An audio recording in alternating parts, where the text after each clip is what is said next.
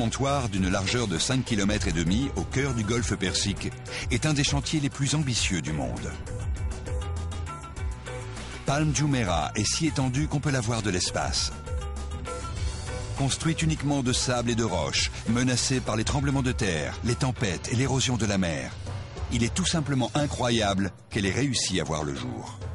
Si Dieu avait voulu une île en forme de palmier, il l'aurait bâtie ici. Mais ces bâtisseurs livrent une course contre le temps et contre les forces de la nature. D'ailleurs, ils pensaient ne jamais réussir à construire cette superstructure.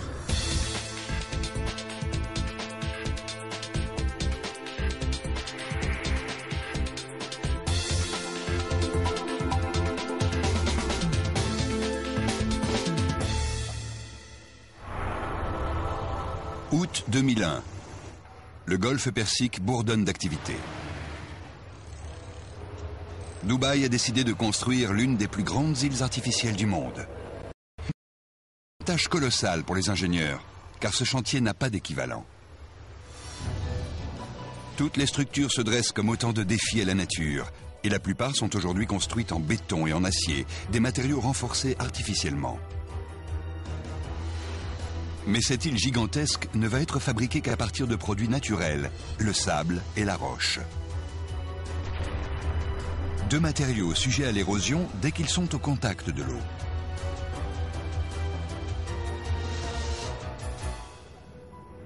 Pour le responsable du projet, Robert Berger, c'est un travail herculéen. Toute construction défie la nature, et ce chantier en est un exemple extrême. Tous les jours, nous essayons d'enrayer la destruction de ce que nous avons construit. Dubaï est la perle du Moyen-Orient. Ce petit émirat de 3900 km² s'est bâti grâce à ses réserves pétrolières et il est devenu un des endroits les plus riches du monde arabe. Mais il n'en a pas toujours été ainsi. Il y a une cinquantaine d'années, Dubaï était un comptoir commercial, niché au fond d'une crique. Aujourd'hui, il s'est métamorphosé. Il est réputé pour son or, son commerce et son pétrole. Le problème, c'est qu'en 2016, ses réserves seront épuisées. Pour éviter un désastre économique, Dubaï doit donc se trouver une nouvelle source de revenus. Le cheikh Mohammed Ben Razed Al Maktoum, prince héritier de Dubaï, a mis sur pied un plan d'aménagement de 1,650 milliard d'euros pour transformer son royaume, afin d'en faire la première destination touristique de luxe au monde. Et il compte bien réaliser ce qui a été décidé. Pour faire connaître Dubaï, il a fait construire un des hôtels les plus luxueux du monde, le Burj Al Arab. Des parcours de golf et de courses de voitures. Et il songe à édifier le plus haut gratte-ciel du monde. Mais la grande idée du prince, c'est le tourisme de masse. Dubaï semble avoir tous les atouts pour réussir. Le soleil y brille presque tous les jours, et ses plages et ses fonds marins sont superbes. 5 millions de touristes viennent ici chaque année, et le prince veut voir ce chiffre tripler. Le problème, c'est que la côte ne mesure que 72 km. Autant dire qu'elle est trop réduite pour accueillir 15 millions de personnes. Comment l'allonger? Tout simplement en construisant une île géante. Cette tâche herculéenne incombe au sultan Ahmed Ben Sulayem. Tout commence par une feuille de papier sur laquelle il dessine une île circulaire. À sa grande satisfaction, il constate qu'elle agrandirait la côte de 7 km. Mais ce chiffre ne suffit pas au prince. Il a regardé cette île circulaire qui nous apportait donc 7 km de plage et il a lancé « Et pourquoi pas 70 km ?» Il faut donc revenir à la table à dessin et cette fois, c'est le prince lui-même qui met la main à la pâte. Malheureusement, l'essai n'est pas concluant. C'est alors qu'il conçoit un plan audacieux. En effet, quoi de plus indiqué pour un endroit paradisiaque qu'une île en forme de palmier? D'une largeur de 5,5 km, elle étirera la côte de pas moins de 56 km. Elle aura 9 fois plus de côtés qu'une île circulaire.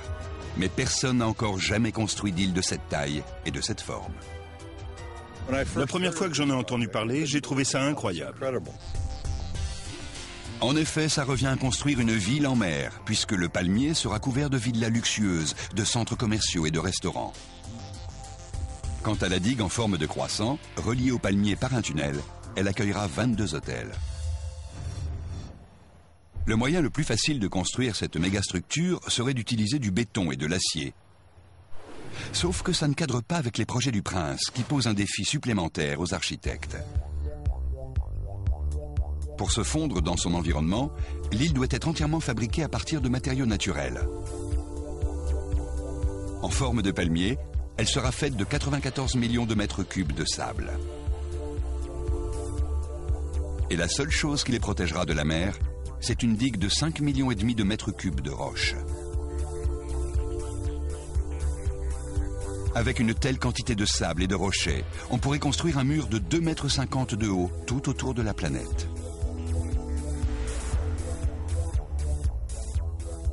C'est peut-être le seul endroit au monde où on peut faire quelque chose de semblable, où quelqu'un peut imaginer et réaliser un tel projet. Pour concrétiser cette idée ambitieuse, Dubaï a besoin des meilleurs ingénieurs et architectes de la planète. Leurs recherches conduisent les autorités de l'Émirat jusqu'aux Pays-Bas. Passés maîtres dans l'art de la poldérisation, les Hollandais ont augmenté la surface de leur pays de 35%. Ces derniers sont donc immédiatement embauchés. Leur premier défi ? Prouver qu'il est possible de bâtir une île dans le golfe Persique et qu'elle y restera. Le seul moyen de la maintenir à sa place, c'est de la ceindre d'une digue. Mais quelle doit être la taille de cette barrière défensive? Pour le découvrir, il faut prendre en compte la puissance des orages, la hauteur des vagues lors des tempêtes et l'effet du réchauffement de la planète qui occasionnera une montée du niveau des eaux.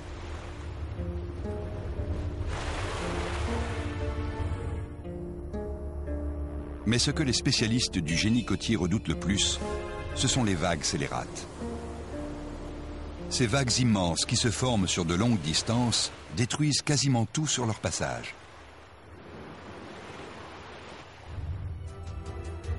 Mais nos bâtisseurs ont de la chance.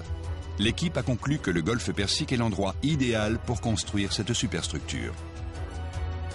En moyenne, le golfe ne mesure qu'une trentaine de mètres de profondeur sur 160 km de large. Il est donc trop étroit et trop peu profond pour que des vagues scélérates viennent s'y former.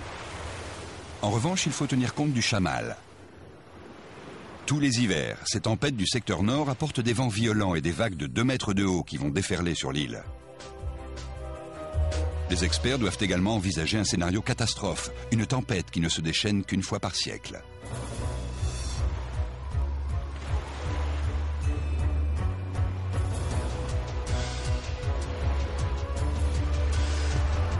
L'équipe peaufine ses derniers calculs. Pour protéger cette île fragile, la digue doit culminer au moins à 3 mètres au-dessus du niveau des vagues et mesurer 11,5 km. Mais lorsqu'ils croient toucher au but, les experts se voient adresser un nouveau défi. La construction doit commencer sur le champ, avant même la fin des études. C'est un pari on ne peut plus risquer. En cas d'erreur, toute la structure risque d'être emportée.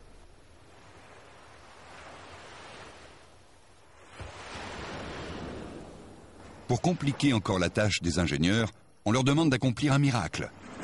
Normalement, il faut une quinzaine d'années pour construire un tel projet. Mais ils n'en ont que 5 pour achever celui-ci. Avant d'entamer les travaux, il faut déterminer le site qui va accueillir cette île. C'est le rôle de Robert Burger, le chef du projet. Le problème quand on travaille en mer, c'est qu'il n'y a aucun endroit pour planter des piquets et on ignore où le projet va se développer.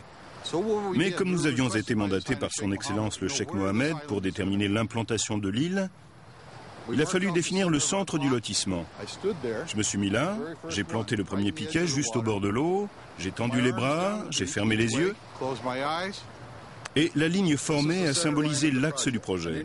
En général, on aligne des piquets pour le symboliser, mais là, on l'a créé comme ça, tout simplement. Août 2001. Les équipes de construction de la digue prennent la mer. Elles n'ont que 2 ans pour édifier l'immense barrière de 11,5 km. Mais le chantier vient à peine de commencer et c'est déjà la catastrophe. 11 septembre 2001. À New York, le World Trade Center fait l'objet d'un double attentat terroriste.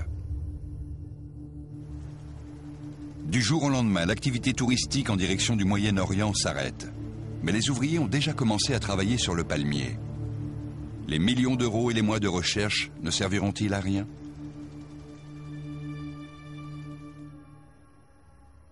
Septembre 2001, conséquence des attentats aux États-Unis, le monde des transports est touché de plein fouet.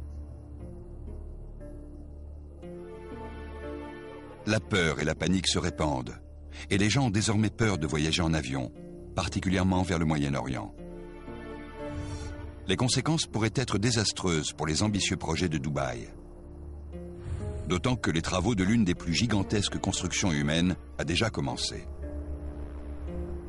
Une île géante en forme de palmier créée dans le but de faire de Dubaï l'une des destinations touristiques les plus prisées. La digue de 11,5 km est en construction. Les deux équipes, celle de la digue et celle du palmier, sont d'ores et déjà constituées et elles sont à pied d'œuvre pour faire du rêve une réalité. Craignant pour leur vie, les 1200 ingénieurs étrangers à Dubaï établissent des plans de secours pour quitter le pays.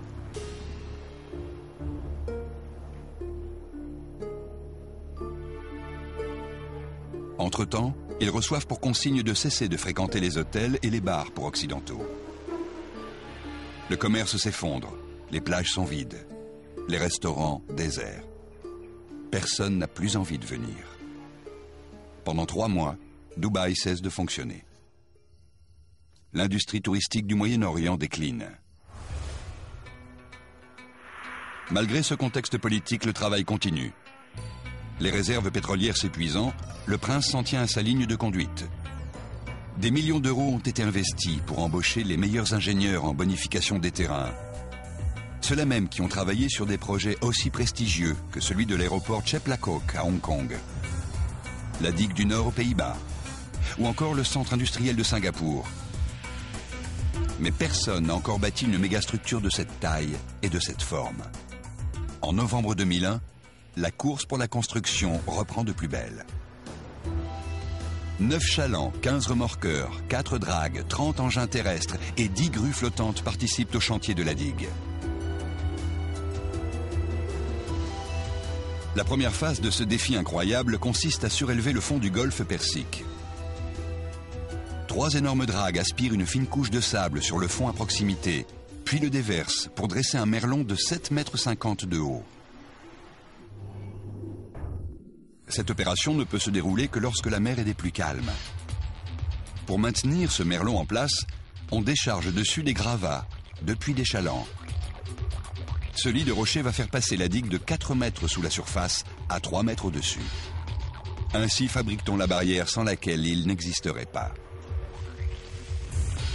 Ces 2 couches inclinées de sable et de pierre encaissent la force des vagues qui s'abattent sur la digue, mais elles ne constituent que son assise. Sa véritable protection, c'est son armure extérieure. Pour la fabriquer, il faut beaucoup de très gros rochers. Chacun d'eux pèse jusqu'à 6 tonnes. Ce sont eux qui vont protéger l'île de l'érosion maritime. Mais réunir autant de rochers n'est pas une mince affaire.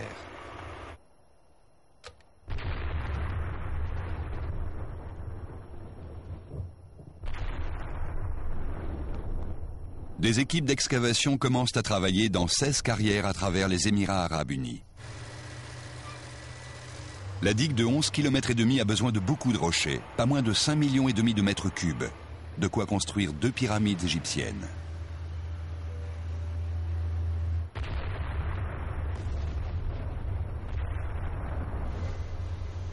Les rochers sont arrachés à la montagne à grands coups de dynamite, jour et nuit, et chargés sur des dizaines de camions qui font le long trajet jusqu'à la côte.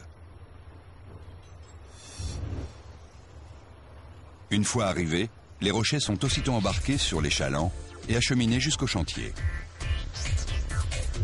En moins de 24 heures, les rochers passent de la carrière à la digue. 24 heures sur 24 et 7 jours sur 7, ce tapis roulant flottant transporte jusqu'à 40 000 tonnes de roches chaque jour, presque l'équivalent de 2 porte-avions. La densité, la taille et la perméabilité de chaque rocher sont cruciales. Ce mur de roche doit durer plusieurs siècles. Comme il n'y aura ni béton ni acier pour les maintenir en place, ces blocs énormes ne sont pas déversés au hasard. Triés par taille et par poids, c'est leur volume qui assurera qu'ils resteront à leur place. Disposés à l'aide de grues, chaque rocher doit épouser ceux d'à côté pour résister à la force de la mer. Il faut constamment vérifier que la digue est à la bonne place et que les rochers sont stables. Le seul moyen de le faire de manière efficace, c'est d'envoyer des plongeurs. Ils localisent et vérifient la digue mètre après mètre. Dans cette entreprise, rien n'est laissé au hasard. Le moindre mouvement peut entraîner la cassure d'un bloc et par conséquent la destruction de la digue, ce qui condamnerait l'ensemble du projet. Une étude détaillée des rochers est effectuée. Les plongeurs cherchent des signes éventuels de faiblesse. Ils craignent que certains rochers se soient fissurés ou aient été déplacés par les vagues lors de la pause.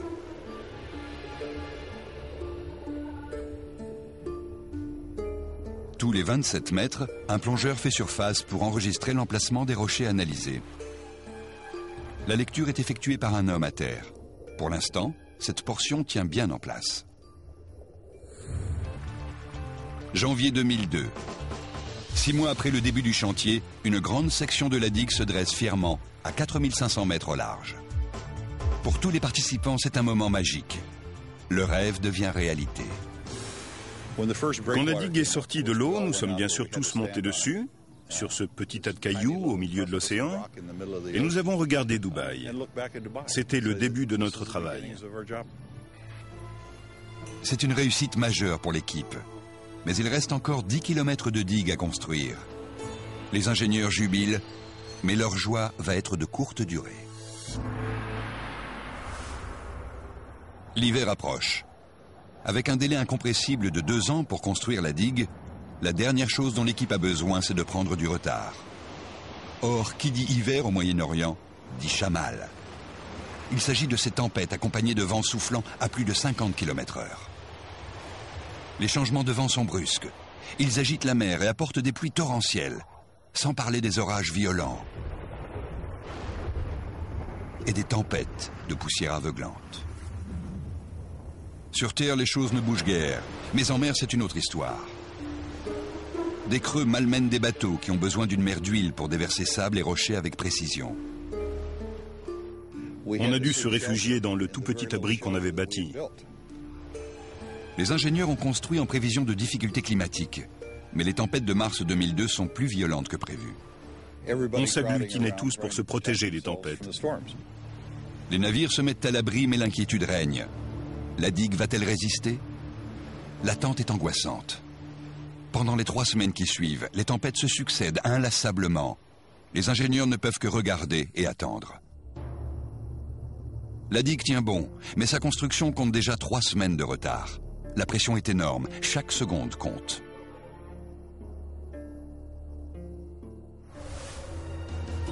Il est vital que l'île de Sable dispose de son rempart de protection. Et ce n'est que lorsque la digue mesurera 550 mètres de long que sa construction pourra commencer. Et le planning est des plus serrés. La superstructure doit être achevée en 2006. L'équipe a donc 2 ans et demi pour ériger la digue et l'île, et seulement 2 ans pour édifier la ville qui se trouvera dessus. Seul moyen de tenir ce délai, construire l'île et la digue en même temps. Mais c'est plus facile à dire qu'à faire, car cela signifie que l'île ne bénéficiera que d'une protection minimale lors de sa construction. Quoi qu'il en soit, les ingénieurs n'ont pas le choix. Pendant que la deuxième équipe, celle qui construit l'île, attend l'avancée des travaux de la digue, la première pose les fondations sablonneuses sous le niveau de la mer. 8 mois après le début des travaux, on touche au but. En avril 2002, les 550 premiers mètres de la digue s'élèvent à 3 mètres au-dessus du niveau de la mer.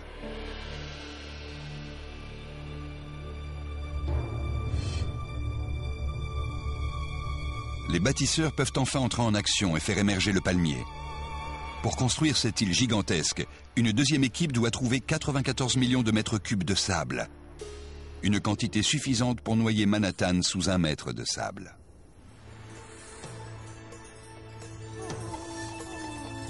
En soi, c'est déjà un travail démesuré. Mais trouver le sable adéquat vient encore ajouter à ce casse-tête. L'émirat de Dubaï a plus de sable qu'il n'en aura jamais besoin. Mais comble de l'ironie, celui du désert n'est pas adapté aux besoins du chantier. Il est trop fin et il ne s'agglomère pas. Il faut donc aller le chercher ailleurs.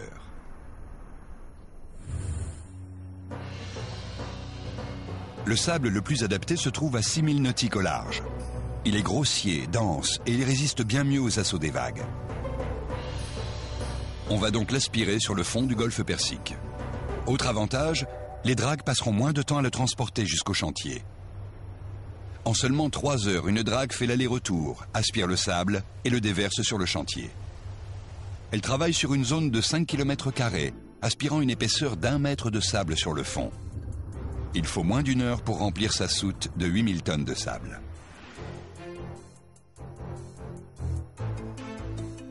Ce dernier est ensuite aspiré par un tuyau et refoulé à un débit de 10 mètres par seconde, c'est-à-dire suffisamment rapide pour remplir un bassin olympique en 4 minutes.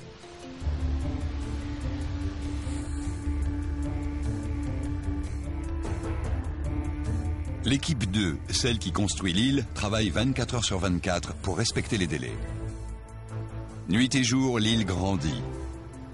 Le sable dessine un arrondi qui finira par culminer à 4 mètres au-dessus de la surface de l'eau. Mais les ingénieurs sont dubitatifs. La forme de l'île correspond-elle à ce qui était prévu? On était très enthousiastes. On avait hâte de voir le résultat, mais on avait aussi un peu peur. Était-elle au bon endroit? Pour dissiper ce doute, Dubaï a un atout.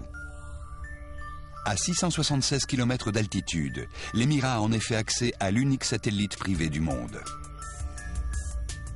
Il est si puissant qu'il rivalise même avec ceux des armées russes et américaines. En orbite autour de la Terre, Ikonos, c'est son nom, prend des photos montrant que l'île est parfaitement à sa place, pour l'instant. Cela signifie également que le prince peut garder en permanence un œil sur son projet. Août 2002. Au bout d'1 an de travail, l'équipe 2 est en avance sur son planning.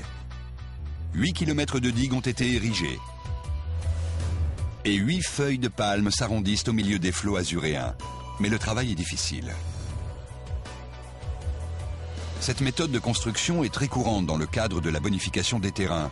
Mais ce projet n'a rien d'ordinaire. Il n'y a pas de moule pour la forme du palmier et pas de point fixe pour se repérer depuis la côte. Cette forme sans précédent est un véritable casse-tête à construire, car tout son design repose sur la précision. Cette structure gigantesque aura 56 km de front de mer, dont la quasi-totalité seront en arrondi. Pour compliquer encore les choses, il est impossible de dire depuis le sol si le sable est projeté au bon endroit. Aussi, le seul moyen d'arriver à bout de ce chantier, c'est d'utiliser une technologie de pointe. Sans le GPS, nous n'aurions pas réussi. Il n'y a que 2 lignes droites dans ce projet. Toutes les autres sont courbes. Tout dépend donc d'une équipe de 5 hommes qui parcourt le périmètre de l'île chaque jour, au fur et à mesure qu'elle se dessine. C'est une tâche harassante, car la température monte parfois jusqu'à 48 degrés et le taux d'humidité à 95%. Avec un sac à dos bourré d'équipements, ces récepteurs mobiles permettent de déterminer les coordonnées de l'île. En recevant les signaux depuis l'espace et depuis un point fixe à terre, on définit la position et l'altitude du banc de sable. Grâce à ces coordonnées, les dragues peuvent se mettre en position et projeter le sable avec précision.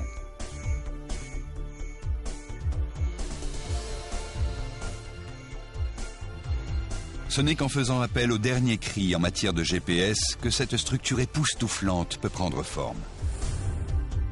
Sous les yeux du monde entier, le palmier se dessine.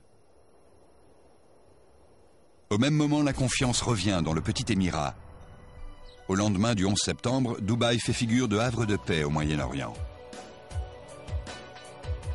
Ses plages se remplissent à nouveau, les affaires reprennent. Le pari du prince de poursuivre la construction s'avère payant.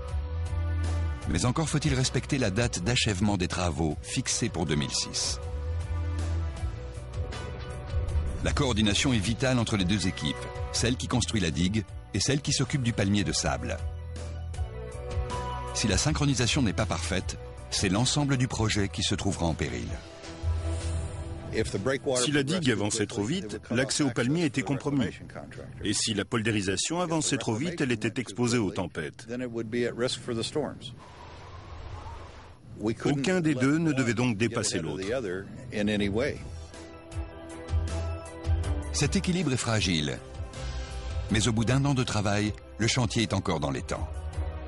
Contre toute attente, le palmier se dessine petit à petit au-dessus des vagues, protégé par sa muraille sans cesse en expansion. C'est le symbole de la réussite des ingénieurs qui vont bientôt relever leur défi le plus difficile. S'assurer qu'on peut construire sur une île artificielle faite uniquement de sable.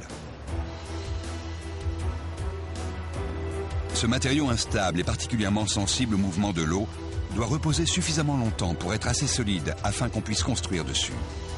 Ici, il doit même être assez stable pour qu'on bâtisse une ville de 120 000 habitants dont la sécurité reposera sur des fondations inébranlables. Il faut donc rendre cette île de sable gigantesque aussi solide que du roc. Mais comment ?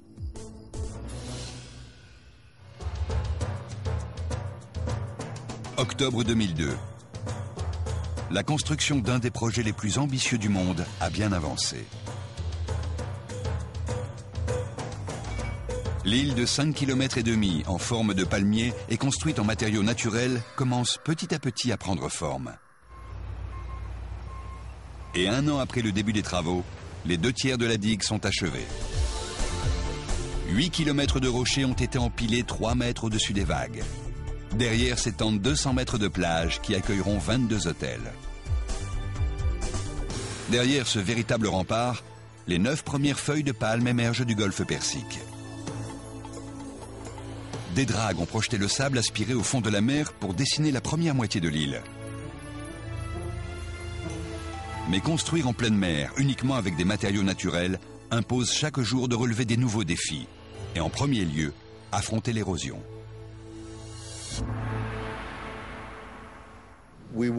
Au départ, on n'était pas sûr d'y arriver, de déverser le sable au bon endroit, de disposer les rochers idéalement. Il faut donc se dépêcher d'achever la première phase des travaux. C'est à ce moment-là que les ingénieurs découvrent un problème susceptible de compromettre l'ensemble du projet. La décision d'entamer la construction avant de finir les études préliminaires finit par leur retomber dessus. La mer ne circule pas à l'intérieur de la structure comme ils l'avaient prévu. La marée ne nettoie pas le canal intérieur correctement. L'eau propre ne circule pas assez vite et elle menace sérieusement d'y stagner.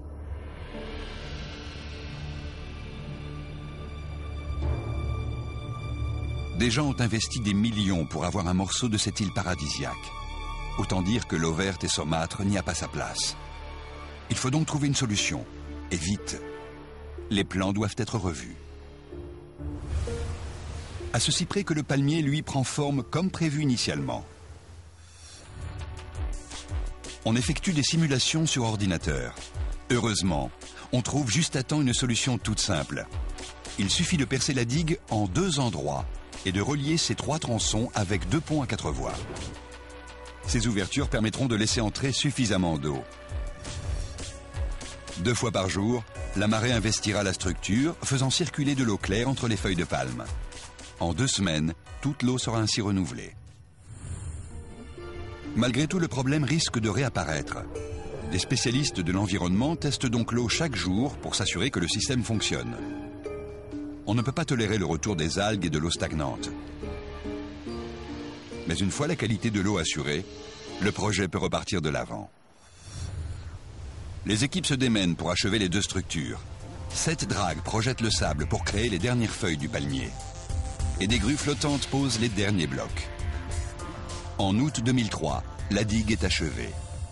Les 5,5 millions de mètres cubes de rochers retiennent désormais les flots tumultueux.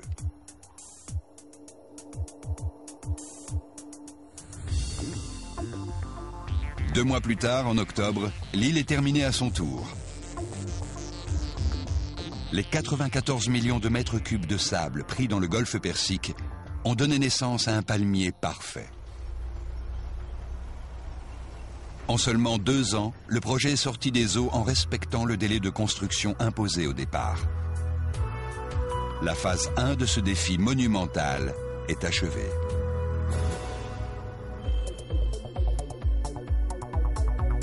Mais il reste encore beaucoup de travail, car cette phase englobait seulement l'érection des fondations.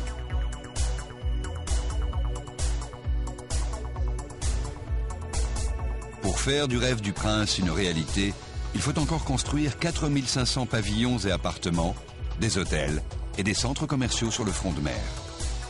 Cette île de sable doit en effet soutenir une ville entière, d'où une difficulté nouvelle, celle de construire sur du sable. Comme le sable a été projeté, il est meuble et non compacté. Le matériau de construction de l'île avait été aspiré au fond du golfe Persique, ce qui signifiait que toutes les particules fines avaient déjà été nettoyées. Quelques heures après son dépôt, on pouvait y circuler en voiture, mais rien n'y construire dessus. Or, cette ville construite sur la mer a besoin de fondations solides. Aussi, avant de commencer la construction, les ingénieurs doivent trouver un moyen de compacter le sable. En théorie, c'est très simple. Il suffit simplement de comprimer la couche supérieure. Vous voyez qu'il n'y a que très peu de déplacement, sauf vers le bas. Rien sur les côtés. Après, la surface est assez solide pour être constructible. Mais en pratique, les ingénieurs travaillent sur une surface répartie sur plus de 5 km². Avec le temps, le sable se compacterait naturellement, mais ça prendrait des années. Or, le temps est un luxe dont les ingénieurs doivent se passer. La construction des infrastructures doit commencer immédiatement. Et comme si le planning n'était pas une pression suffisante, il existe une autre raison pour laquelle les fondations de la ville doivent être particulièrement résistantes. Dubaï se situe à la jonction de 2 plaques tectoniques. Bam, en Iran, au nord du golfe Persique.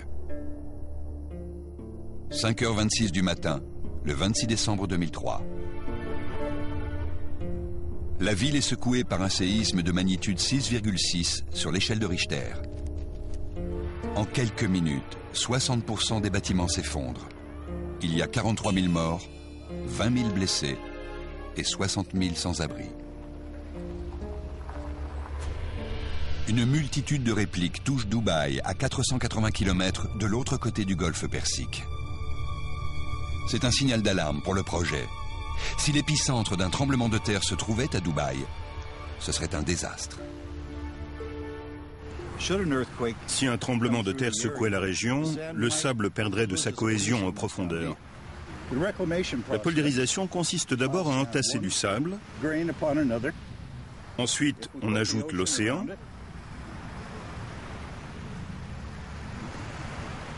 Et on obtient une île. Ajoutez les forces latérales d'un séisme et l'île disparaît. Ce phénomène terrifiant s'appelle liquéfaction. Il se produit lorsqu'un séisme agite la surface de la Terre et fait du même coup bouger les grains de sable. En se tassant, le sable fait remonter l'eau, liquéfiant le sol. En clair, l'île replongerait dans la mer.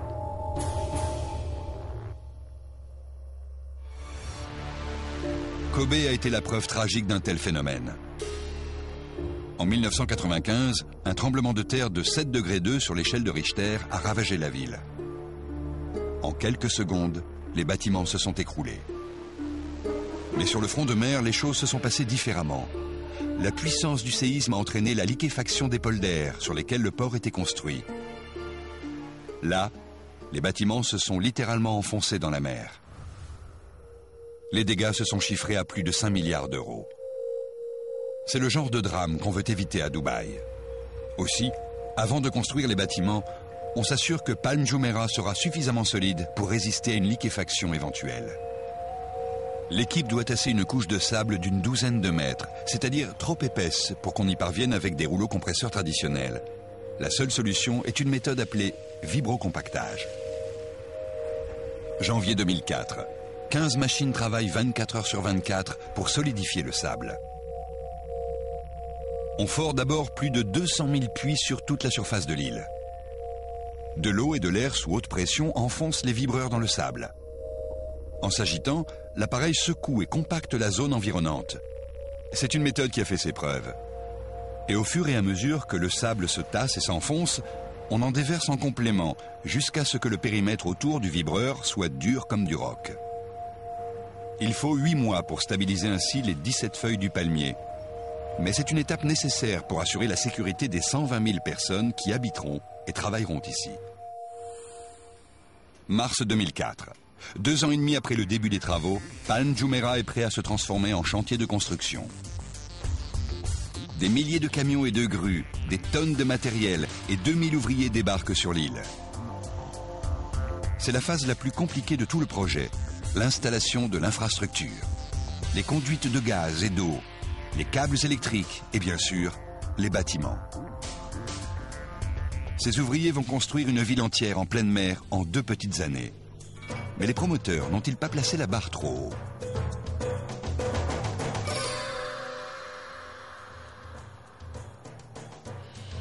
Janvier 2005. Une des plus grandes entreprises humaines a atteint un stade critique. Après 2 ans de travaux, les fondations de l'île émergent. Il est temps maintenant pour les ingénieurs d'oublier le sable et la roche pour s'intéresser au béton, au verre et à l'acier. Ils ont 2 ans pour faire sortir une ville de l'eau. Une première dans l'histoire du monde et un véritable cauchemar logistique pour le chef du projet, Scott Jensen. J'avais déjà travaillé sur 3 ou 4 projets de plusieurs milliards d'euros chacun, mais celui-ci est le plus important et le plus complexe. Je n'arrive pas à en imaginer d'autres qui pourraient être plus compliqués. 850 autobus font le va-et-vient pour transporter les 40 000 ouvriers qui travaillent en 2 équipes de 12 heures. Ces hommes vont devoir supporter des températures infernales, flirtant parfois avec les 48 degrés. En plus du personnel, des millions de tonnes de béton et d'acier sont acheminées du monde entier, jusque sur le palmier. 51 prestataires vont assurer la construction des maisons, des routes, des canaux, des centres commerciaux, des stations d'épuration, chaque pièce du puzzle devant parfaitement épouser ses voisines. Pour tenir les délais, tous les matériaux doivent être livrés sur le chantier en temps et en heure, quoi qu'il en coûte. Si les matériaux commandés à l'étranger n'arrivent pas, on met quelqu'un dans un avion pour aller les chercher. Pas question d'attendre. Il faut être réactif. Sinon, un chantier de cette ampleur est irréalisable. Et l'approvisionnement n'est pas le seul problème. L'installation des infrastructures a de quoi donner le tournis. Des kilomètres de conduites d'eau et de gaz doivent être posés à travers tout le chantier.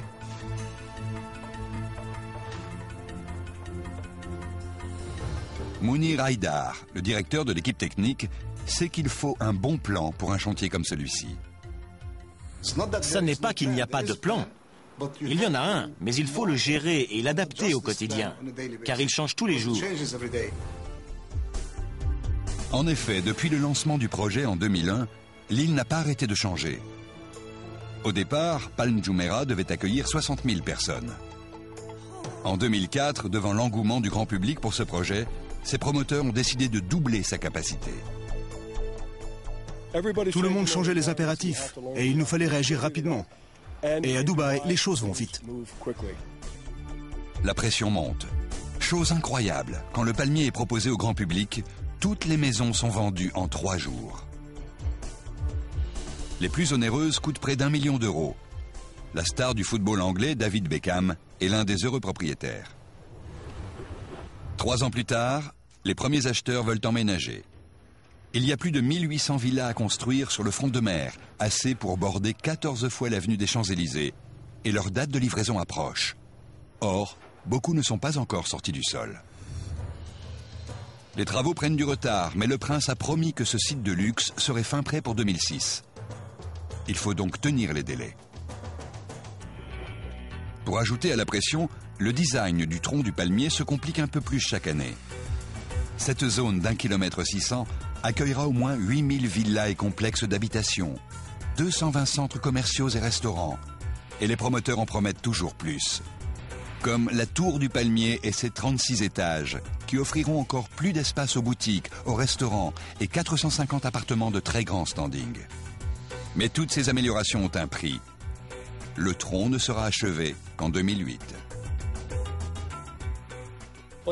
L'avantage, c'est que lorsque vous en avez assez des défis, de la paperasse, des réunions et de tout ce qui accompagne des projets comme celui-ci, il suffit de regarder le coucher de soleil et la mer pour se rendre compte qu'il s'agit non seulement d'un projet hors du commun, mais aussi d'un cadre hors du commun. Mais ce cadre hors du commun est aussi une source de tracas intarissable pour les ingénieurs. Une fois la phase 1 terminée, celle de la construction de l'île, le palmier doit affronter son pire ennemi, l'environnement. Depuis le début des travaux, les ingénieurs savent qu'ils vont se heurter au problème de l'érosion. Toutes les plages sont en permanence balayées par les vagues, mais sur une île artificielle, ce phénomène est multiplié. En effet, ces plages ne se reconstituent pas naturellement avec le sable charrié par la mer. Et si la nature ne s'en charge pas, quelqu'un doit le faire, sinon, c'est toute l'île qui disparaît. Ce n'est que maintenant que l'île est construite que les ingénieurs découvrent l'ampleur du phénomène. Ils ont étudié chaque mètre des 56 km de côte du palmier et analysé les effets des vagues sur leur forme.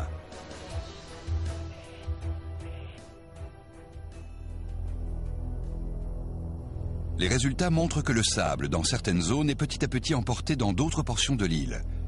Si on ne fait rien, les plages ne resteront pas droites et on pourra dire adieu à l'île paradisiaque.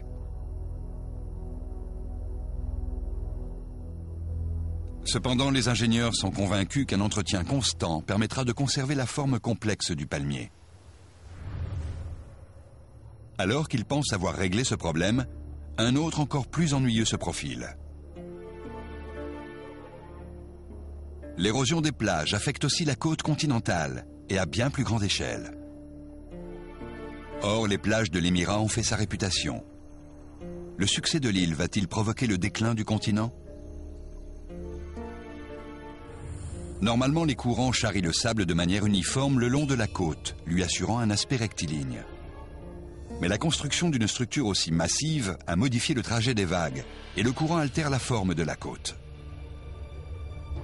Dans certains endroits, il dépose du sable, formant ainsi une langue en direction du large. Dans d'autres, il creuse la plage. Et les recherches préliminaires ont de quoi inquiéter. Dans certaines zones, la plage pourrait être érodée sur 5 à 10 mètres par an, ce qui finirait probablement par détruire les constructions du front de mer.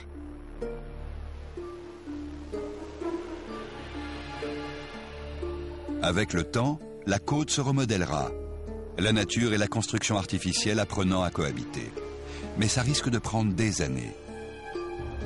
Du coup, les promoteurs ont acheté une drague pour aspirer le sable là où il s'accumule et pour le rejeter dans les zones touchées par l'érosion, redonnant ainsi sa forme initiale à la côte. Les plages de Dubaï sont sauvées, pour l'instant.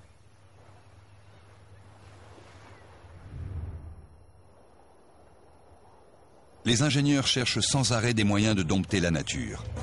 Le problème de l'érosion est réglé, mais les menaces ne viennent pas seulement de la surface de la mer. Sous l'eau se cache un nouveau problème. Quel impact cette superstructure phénoménale a-t-elle sur l'écologie de la région ?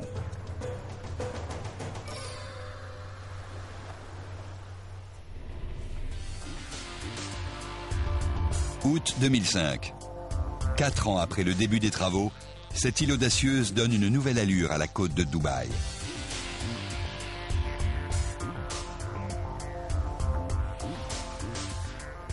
C'était la première étape et une grosse étape pour faire connaître Dubaï. Mais en s'aventurant en terrain inconnu, les ingénieurs se heurtent sans cesse à des difficultés nouvelles. Ainsi, depuis la conception de Palm Jumeirah, les défenseurs de l'environnement sont convaincus que la construction d'une structure de cette taille nuira à la vie marine des alentours et ruinera du même coup un de ses principaux arguments touristiques, ses fonds turquoises. C'est un problème que les spécialistes surveillent au quotidien. Toutes les 6 semaines, des plongeurs analysent les eaux, surveillent et recensent les populations de poissons et de coraux. Il semble que les craintes qui entouraient la construction et la menace qu'elle risquait de représenter pour la vie aquatique ne soient pour l'heure pas fondées. En fait, elle paraît même avoir l'effet inverse.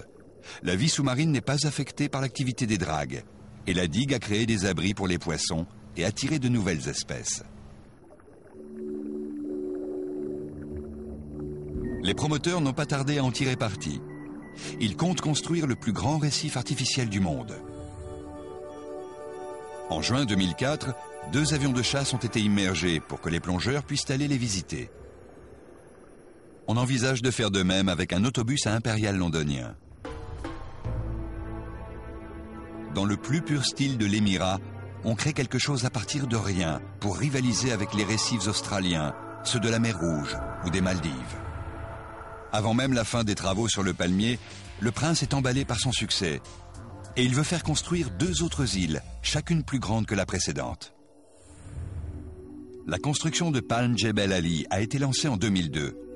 2 fois plus grande que Palm Jumeirah, avec ses 8 km de diamètre, elle est conçue pour être un endroit paisible, avec 29 hôtels de luxe, et un anneau intérieur de jetée écrivant un poème en arabe composé par le prince. Et Palm Deira sera encore plus imposante.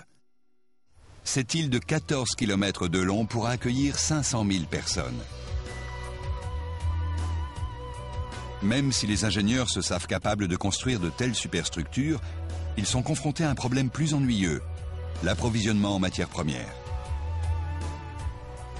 Pour faire jaillir cette île de la mer, il faudra 1,5 milliard de mètres cubes de sable, 15 fois plus que pour Palm Jumeirah.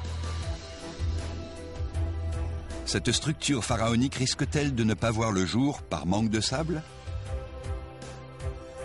Là encore, les ingénieurs restent confiants et trouvent la parade. Ils envoient les dragues plus au large pour trouver suffisamment de sable de la qualité requise afin de concrétiser le projet. Et au moment où ils pensaient atteindre les limites de leurs ressources, le prince leur a décrit son idée la plus incroyable. Pour faire de Dubaï la destination touristique numéro 1, il veut reconstruire le monde. À 4 km au large, des centaines d'îlots sont déjà en construction. Vus du ciel, ils reproduiront la forme des continents de notre planète. Ces structures sont infiniment plus compliquées à construire que le palmier. En effet, il ne s'agit pas d'une île, mais de 300, chacune différente les unes des autres, d'une taille allant de 2 à 8 hectares. La date d'achèvement de ces îles privées est fixée courant 2007. Arizona, Wyoming, France, Australie, tout est à vendre pour un prix allant de 5 à 27 millions d'euros avant même le début de la moindre construction sur chacune d'entre elles. Mais recréer le monde pousse la technologie à ses limites. Cet archipel de bancs de sable couvre une superficie de près de 63 km². Chaque île doit être construite exactement au bon endroit pour donner l'impression depuis les airs d'une carte du monde. À la moindre erreur, toute l'esthétique sera compromise. Palm Jumeirah fait connaître Dubaï au monde. Et aujourd'hui, le monde va faire connaître Dubaï. Mais les ingénieurs ne sont-ils pas allés trop loin? Les demandes d'accession à la propriété se poursuivront-elles avec cette frénésie de construction? La bulle immobilière éclatera-t-elle? Pour l'heure, 2 des îles et 1/3 du monde ont été achetés. Mais il reste encore beaucoup de lots à vendre. Malgré tout, les promoteurs sont confiants. La demande ne semble pas vouloir se tarir. Ces constructions extraordinaires sont à la mode. Et pour couronner le tout, en janvier 2005, le projet Front de mer a été présenté. Ce terrain en forme de griffe ne se contentera pas d'empiéter sur la mer. Il créera également 75 km de front de mer qui s'enfonceront dans le désert. À elles toutes, ces mégastructures agrandiront les côtes du petit Émirat de 72 à 1500 km, soit une augmentation de 2118%. Pendant ce temps, les équipes de construction de Palm Jumeirah s'échinent toujours pour respecter le délai prévu. L'île, elle, se dresse déjà comme pour défier la nature, preuve que les ingénieurs peuvent sans cesse repousser les limites de la technologie. Cette île est à tout point de vue une incroyable superstructure.